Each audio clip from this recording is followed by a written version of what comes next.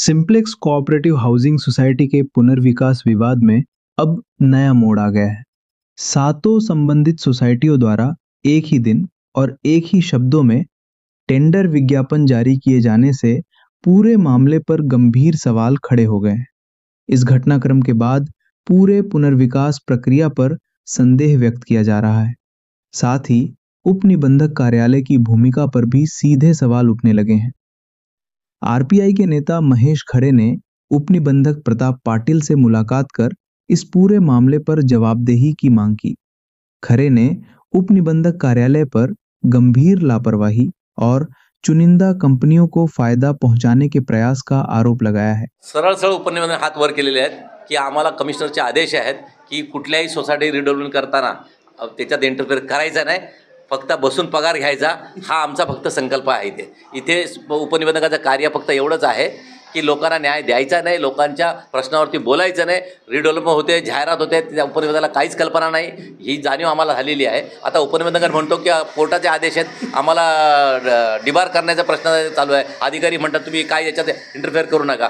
तर जनतेने कुठे जावं हा मोठा प्रश्न आहे। आज आम्हाला माहीत पडलं, काल मला त्यांनी बोलवलं, आजचा टाईम दिला, आलो, त्यानंतर आम्हाला न्याय मिळेल याची शाश्वती या उपनिबंधकाकडे होत नाही। या कॉर्पोरेशनमध्ये काहीच न्याय मिळणार नाही यांना, तर आम्हाला शेवटी सहकार कोर्टात जावं लागणार आहे, ही आमची भूमिका असणार आहे जनता। ते सगळे हात वर करतात, आम्हाला मिळालीच नाही असं म्हणतात आणि आम्ही ते मला काय माहीतच नाही, हे आज पहिल्या टाईम मला कळलं आहे। म्हणजे अधिकारी तिथे बसवलेले आहेत सरकारने अधिकारी यासाठी बसवलेले, फक्त बसून राहायचं का? संस्थेचं काय चाललं आहे, सोसायटीचं काय चाललं आहे, काय नियम आहे आपले, जनतेपर्यंत आपण सोडायला पाहिजे, जनतेला सांगायला पाहिजे, हे सब कोर्टाचे आदेश आहेत, असं काही हे लोक करत नाहीत। आणि हे जर असंच असेल तर उपनिबंधक कार्यालय कशाला पाहिजे, रजिस्ट्रेशन कशाला पाहिजे संस्थेला? असंच चाललं नाही, असंच चालू द्या ना सगळ्यांनी।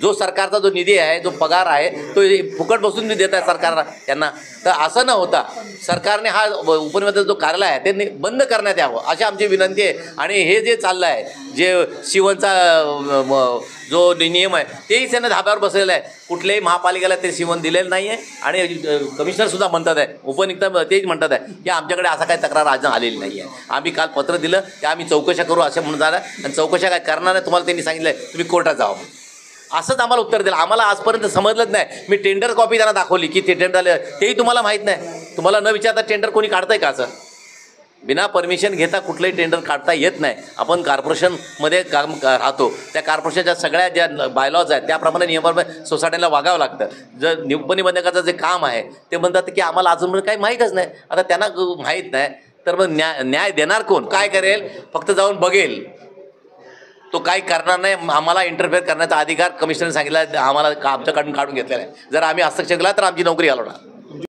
वहीं उपनिबंधक प्रताप पाटिल ने अपनी प्रतिक्रिया में कहा कि जब तक महानगरपालिका सिंप्लेक्स क्षेत्र को C1 कैटेगरी घोषित नहीं करती, तब तक बिल्डर की नियुक्ति नियमों के अनुसार संभव नहीं है। एक तर सिंप्लेक्स, आता सिंप्लेक्स तुम्ही म्हणता, ऍक्च्युली त्या 7 सोसायटी आहेत, त्या 7 सोसायट्यांचं आता साहेबांनी जे मला पत्र दिलंय त्याच्यामध्ये जो उल्लेख आहे, तर त्या सोसायटीच्या प्रस्ताव पुनर्विकासाचे आमच्याकडे अजून सुद्धा आलेले नाहीत। तर त्यांची जी काही टेंडरिंग आणि ह्याची जी प्रोसेस आहे ती त्यांच्या सोसायटीच्या त्यांच्या स्तरावर सुरू आहे। आता दुसरा विषय असा आहे याच्यात की पुनर्विकासाच्या बाबतीत जे आम्हाला अधिकार आहेत त्याच्यात आमचा एक 4 जुलै 19 एक GR आहे, त्याप्रमाणे त्या संस्थांनी कामं करायला पाहिजेत आणि तशा ती कार्यपद्धती अवलंबून त्यांनी पुनर्विकास करायचा। सिडकोनं ज्या इमारती बांधलेल्या आहेत त्या इमारतींना 30 वर्ष किंवा मग ते महापालिका जी आहे त्यांनी C1 डिक्लेअर करणं हे अपेक्षित आहे। त्याच्या पूर्वीच्या ज्या, समजा तुम्ही म्हणता की त्याच्या 30 वर्षाच्या आतल्या काही बिल्डिंग असतील तर त्याच्यात मग ते काहीतरी महापालिकेचं एक सर्क्युलर आहे की टॅडायला पिरियड आहे, धोकादायक आहे, किंवा बाजूच्या इमारतींना धोका आहे त्याचा, किंवा राहण्यायोग्य नाहीत, अशा जर असतील तर त्यांनी जर जाहीर केलं महापालिकेनं तर त्यांना सुद्धा पुनर्विकास करता येतो। तोच आहे ना, आपण जे म्हणताय तोच नियम आहे। महापालिकेनं जोपर्यंत जाहीर करत नाही तोपर्यंत त्यांना करताच येणार नाही, हे नियमच आहे तो, त्याच्यात वेगळा नियम काय असणार आहे? Bureau input EW network.